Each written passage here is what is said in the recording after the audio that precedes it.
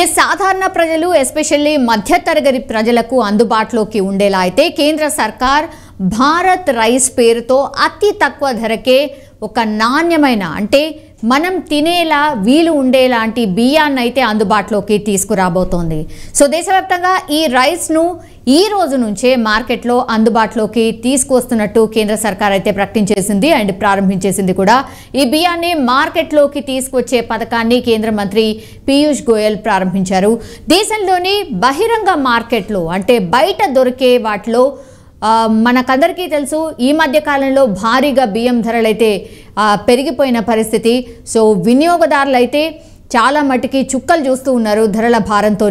So ఒక రకంగా బియ్యాన్ని 29 రూపాయలకే అందించడం అనేది ఒక ఉపశమనం లాగా కేంద్ర సర్కార్ అయితే భారత్ రైస్ పేరిట బియ్యాన్ని విక్రయించే కార్యక్రమాన్ని అయితే ప్రారంభించింది. సో భారత ఆహార సంస్థ నుంచి సేకరించిన 5 లక్షల టన్నుల బియ్యాన్ని అయితే భారత జాతీయ వ్యవసాయ సహకార మార్కెటింగ్ సమాఖ్య అంటే నాఫెడ్ అని అంటారు. అండ్ దెన్ భారత జాతీయ సహకార వినియోగదారుల సమాఖ్య NCCF దెన్ కేంద్రీయ భండార్ విక్రయ కేంద్రాల ద్వారా తొలి విడతలో అంటే మొదటి విడతలో అయితే ఈ విక్రయాన్ని స్టార్ట్ చేయబోతున్నారు. ఈ రైస్ను 5 కిలోలు అండ్ 10 కిలోల బ్యాగుల్లో ప్రస్తుతం అయితే అందుబాటులోకి తీసుకొచ్చారు. ఇన్ జనరల్లీ అయితే 25 కిలోల బ్యాగ్ నుంచి అయితే స్టార్ట్ అవుతుంది. కానీ ఇక్కడ విక్రయిస్తున్నటువంటి బియ్యం మాత్రం కేవలం 5 కిలోలు అండ్ 10 కిలోలు మాత్రమే అందుబాటులో ఉండబోతోంది.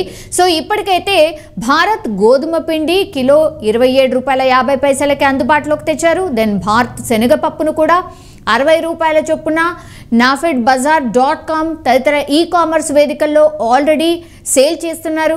సో ఈ విక్రయాలకు మంచి డిమాండ్ ఉంది అండ్ చాలామంది కొంటున్నారు కాబట్టి భారత రైస్కు అదే స్థాయిలో ఆదరణ ఉంటుంది, అదే స్థాయిలో రైస్ను కూడా కొనుగోలు చేస్తారు అని కేంద్రం అయితే భావిస్తున్న సిచ్యువేషన్ కనిపిస్తోంది. సో ఈ భారత్ రైస్ కావాలనుకునేవారు ఆర్ కొనాలని అనుకునేవాళ్ళు nafedbazaar.com/product/online షాపింగ్లోకి వెళ్ళాలి. ఆ సైట్లోకి వెళ్ళాలి. ఇక్కడ భారత రైస్తో పాటు పప్పు కావచ్చు, శనగపిండి వంటి వాటి కూడా అండ్ ఇతర ఉత్పత్తులు కూడా అందుబాటులో ఉన్నాయి. సో ఇవన్నీ కూడా అక్కడికి వెళ్ళి కొనుగోలు చేయొచ్చు. నచ్చిన ఉత్పత్తులను అయితే కొనుగోలు చేసుకునే అవకాశం డెఫినెట్లీ ఉంటుంది ఆ సైట్లో. ఇది ఆన్లైన్ సైట్లా కనిపిస్తుంది, బట్ ఇది ఎగ్జాక్ట్లీ ఆన్లైన్ సైట్ కాదు. ఇందులో కొనుగోలు చేయాలంటే ముందుగా రిజిస్ట్రేషన్ చేసుకోవాల్సిందే. It is mandatory. Compulsory registration చేసుకున్న తర్వాతనే మనం సైట్లోకి ఎంటర్ కావచ్చు. సో రిజిస్ట్రేషన్ తర్వాత లాగిన్ అయి మీ అడ్రస్ కావచ్చు, మీ వివరాలని పూర్తిగా అందులో నమోదు చేయాల్సి ఉంటుంది. దెన్ ఆర్డర్ పెట్టుకోవచ్చు. ఇది ప్రొసీజర్. ఫస్ట్ లాగిన్ కావాలి, దెన్ అడ్రస్ ఇవ్వాలి, మిగతా వివరాలు ఏదైతే సైట్లో అడుగుతున్నారో అవన్నీ కూడా ఇచ్చిన తర్వాత ఆర్డర్ ప్లేస్ చేయొచ్చు.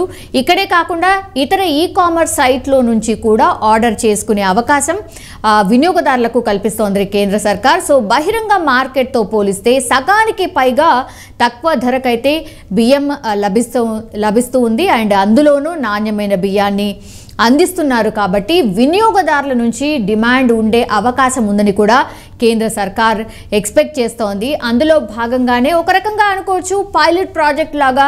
ఎందుకంటే బియ్యం బయట మార్కెట్లో 55 నుంచి 60 రూపీస్ వరకు పలుకుతోంది నాణ్యమైన బియ్యం అండ్ సన్న బియ్యము.